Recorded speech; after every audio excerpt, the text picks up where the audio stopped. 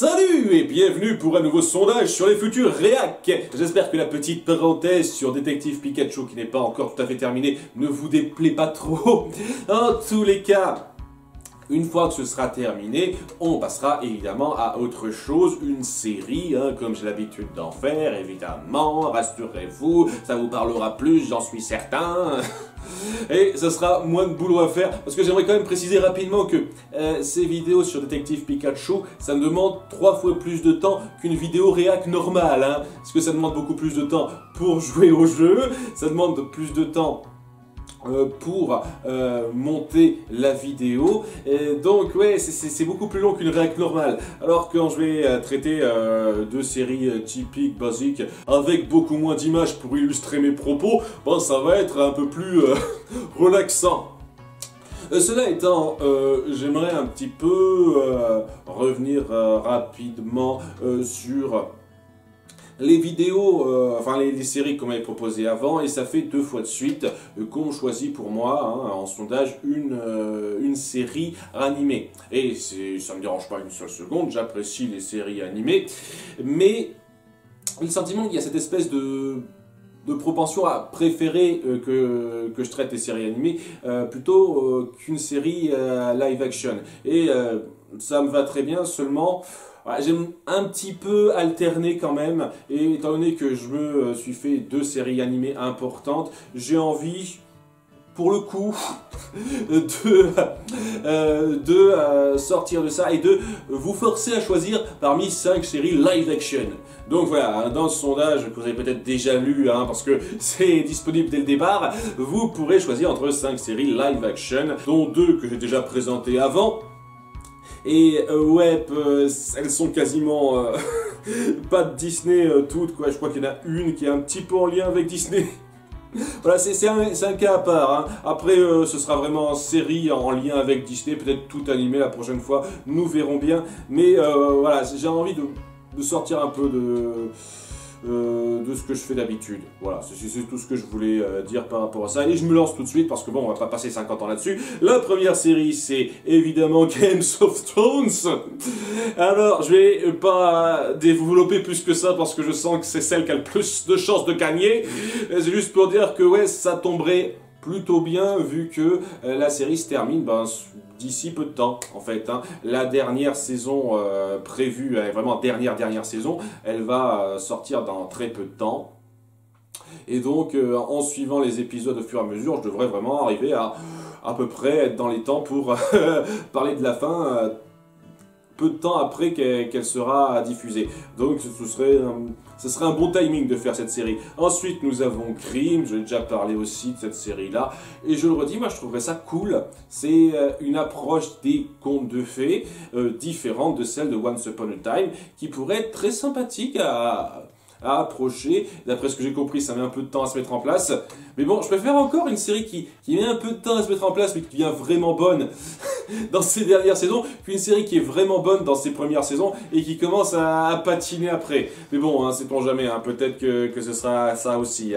Nous verrons bien. Mais bon, sur le principe, c'est une série qui m'attire bien. Maintenant, on part vers de l'inédit. Déjà, une série qu'on m'a proposée à quelques reprises, dont on n'arrête pas de me vanter la grandeur, c'est Black Sails. Voilà, une série qui raconte la jeunesse de John Silver, et ça pourrait être pas mal. Ça pourrait faire un petit lien avec la planète au trésor, enfin l'île au trésor, puisque quand même la planète au trésor, il y avait l'île au trésor avant, c'est l'île au trésor qui a primauté là-dessus. Donc ouais, ça pourrait être pas mal cette nouvelle vision de John Silver, sachant que je suis pas non plus un fan de l'île au trésor de base. C'est-à-dire que je connais l'histoire en grande partie grâce à la planète au trésor, je m'y suis penché un petit peu grâce à la planète au trésor, mais je suis pas non plus un fan absolu de la chose. Mais bon, ça peut être très intéressant de voir ça, et ça pourrait me permettre de faire quelques petits parallèles avec l'histoire telle que je l'ai connue dans les 2 films de Disney. Ça pourrait être sympa.